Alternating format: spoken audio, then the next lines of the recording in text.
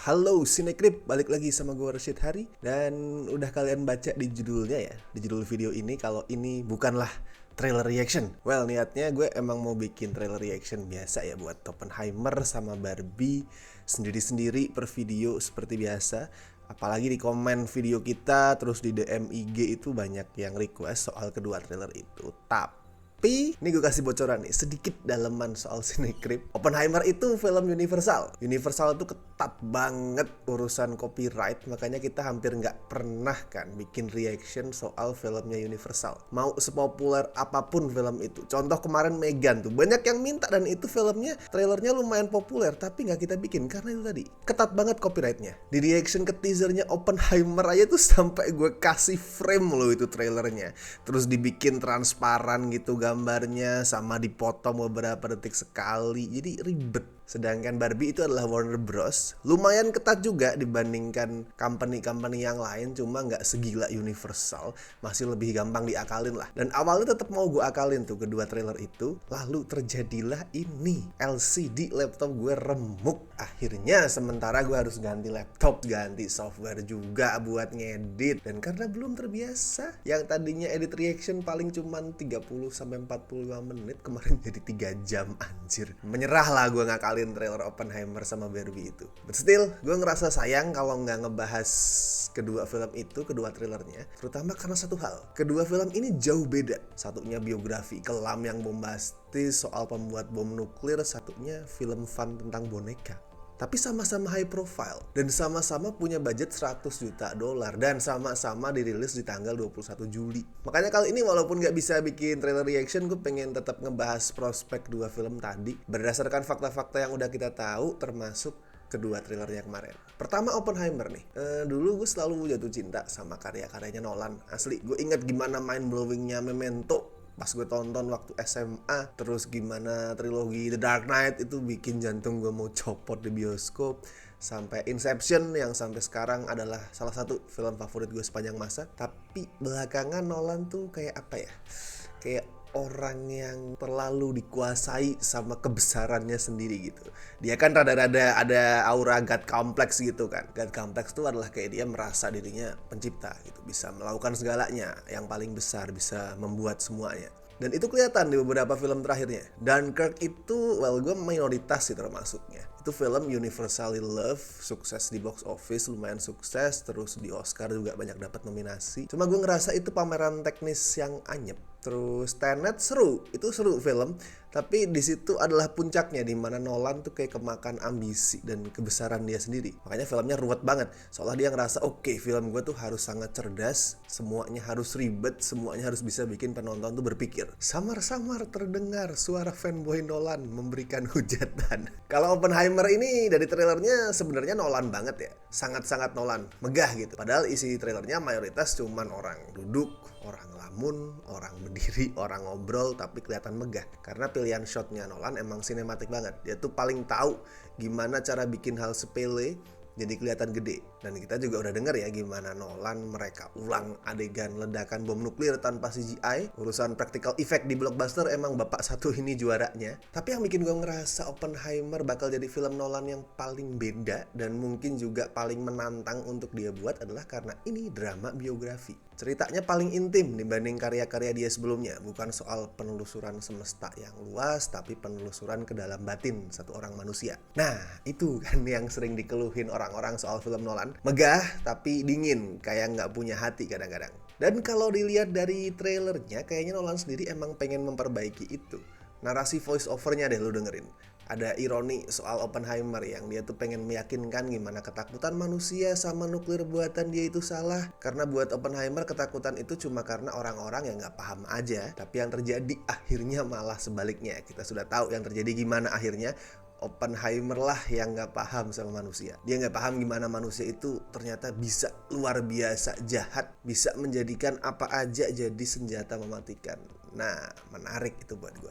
Ada proses karakternya memahami sisi gelap manusia yang akhirnya bikin dia mempertanyakan diri dia sendiri.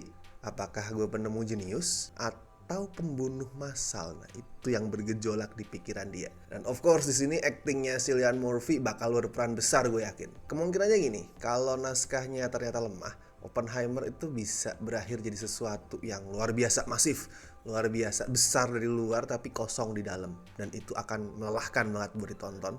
Tapi kalau naskahnya kuat, ini bisa jadi karya terbaiknya Nolan loh. Tapi jelas, manapun hasilnya, satu yang pasti ini adalah film yang kelam. That's it. Nah, disinilah gue mulai paham kenapa Barbie berani ambil slot tanggal 21 Juli. Sekilas itu misi bunuh diri loh. Budgetnya 100 juta nih. Buat film yang bukan film superhero atau blockbuster action itu tinggi banget. Gede banget. Kok tayangnya bareng film Nolan. Dan seminggu sebelumnya bahkan ada Mission Impossible ya. Terus minggu setelahnya juga ada The Marvels. Penuh dengan film-film blockbuster yang udah orang-orang tunggu. Lalu masuk Barbie dengan 100 juta dolar sebagai budget. Itu sangat-sangat beresiko. Tapi setelah nonton teasernya gue langsung ngerasa, oke, mungkin ini keputusan yang bagus. Berani, beresiko, tapi bagus. Karena itu teaser ya, jadi masih pendek banget, belum nge-reveal detail plotnya.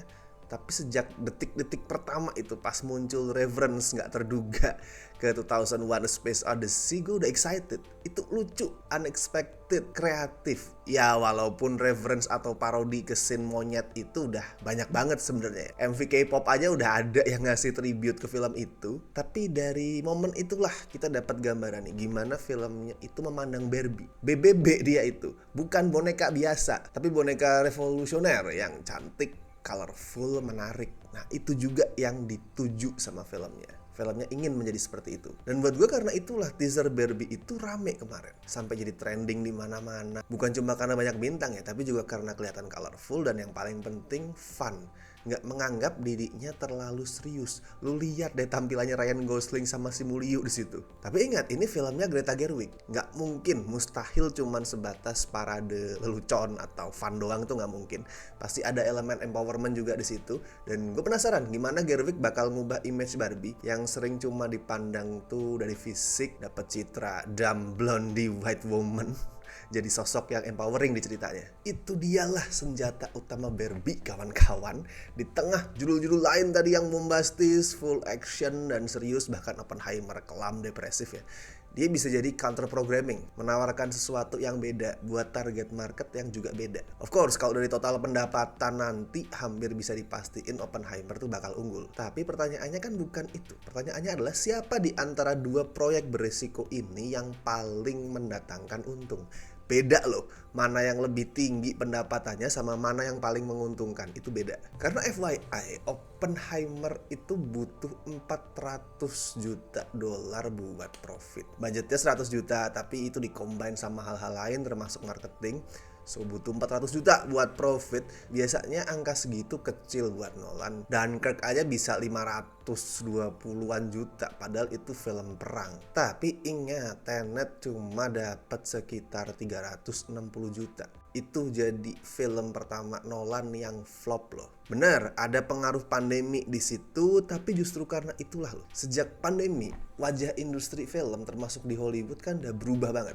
Orang udah terbiasa nonton di streaming. Banyak company-company yang lempar filmnya ke streaming dan akhirnya kehilangan citra mereka sebagai company theatrical. Contoh paling kerasa Pixar deh itu. Gara-gara Disney banyak ngelempar film-film Pixar ke Disney Plus, begitu film Pixar balik ke bioskop kemarin di Lightyear, orang nggak nonton. Karena mikirnya oke, ini kan film Disney Plus. Toh nanti juga ada Disney Plus dan segala macam. Terus contoh MCU deh. Kalau sebelum pandemi ini film-film kayak Multiverse of Madness, Black Panther, Wakanda Forever itu bakal dengan gampang dapat 1 miliar. Walaupun Multiverse of Madness nih misal penonton kecewa, wah cameo-nya ternyata sedikit, atau Wakanda Forever yang orang ngerasa wah ternyata nggak full action, tetap sebelum pandemi itu akan dapat 1 miliar. Barbie gue nggak tahu ya butuh berapa buat profit, tapi kemungkinan sih antara 250 sampai 300 juta lah. Untuk marketingnya nggak akan setinggi Oppenheimer. Kalau safe bet emang tetap di Oppenheimer ya. Kalau sekarang nih gue disuruh taruhan nih, masang taruhan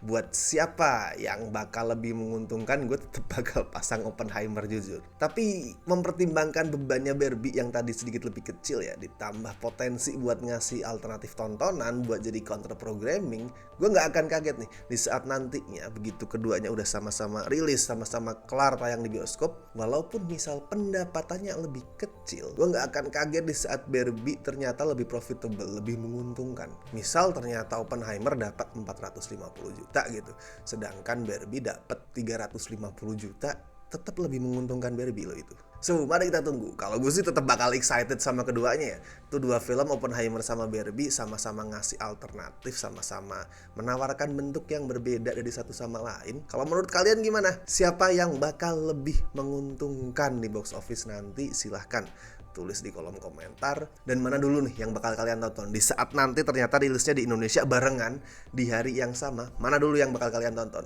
Barbie atau Oppenheimer? Dan jangan lupa juga like video ini, share di medsos kalian, and subscribe. Dan seperti biasa, misal kalian ingin membantu Cinecrip dengan memberikan donasi seikhlasnya, bisa langsung klik tombol super thanks di bawah. Oke, so gue Rashid Hari, see you in the next video.